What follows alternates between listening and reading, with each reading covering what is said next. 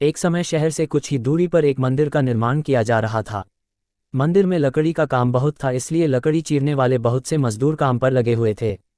यहाँ वहाँ लकड़ी के लट्टे पड़े हुए थे और लट्टे व शहतीर चीरने का काम चल रहा था। सारे मजदूरों को दोपहर का भोजन करने के लिए शहर जाना पड़ता था, इसलिए दोपहर के समय 1 घंटे तक वहाँ कोई नहीं होता था।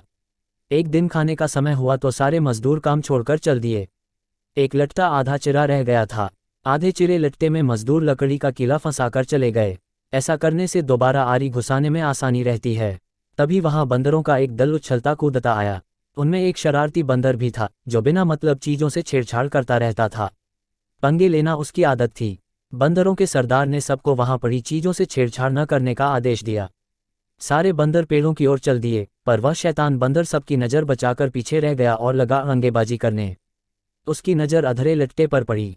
बस वह उसी पर पिल पड़ा और बीच में अड़ाए गए किले को देखने लगा। फिर उसने पास पड़ी आरी को देखा। उसे उठाकर लकड़ी पर रगड़ने लगा। उससे किर्रर किर्रर की आवाज़ निकलने लगी तो उसने गुस्से से आरी पटक दी। उन बंदरों की भाषा में किर्रर किर्रर का अर्थ निखट था। वह दोबारा लट्टे के बीच फंसे किले को देखने लगा।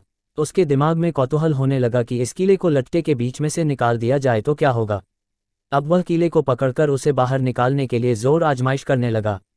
लट्टे के बीच फंसाया गया किला तो 2 पार्टों के बीच बहुत मजबूती से जकड़ा गया होता है, क्योंकि लट्टे के 2 पार्ट बहुत मजबूत स्प्रिंग वाले क्लिप की तरह उसे दबाए रहते हैं। बंदर खूब जोर लगाकर उसे हिलाने की कोशिश करने लगा। किला जोर लगाने पर हिलने व खिसकने लगा तो बंदर अपनी शक्ति पर खुश हो गया। वह और जोर से खौं खौं करता किला सरकाने लगा।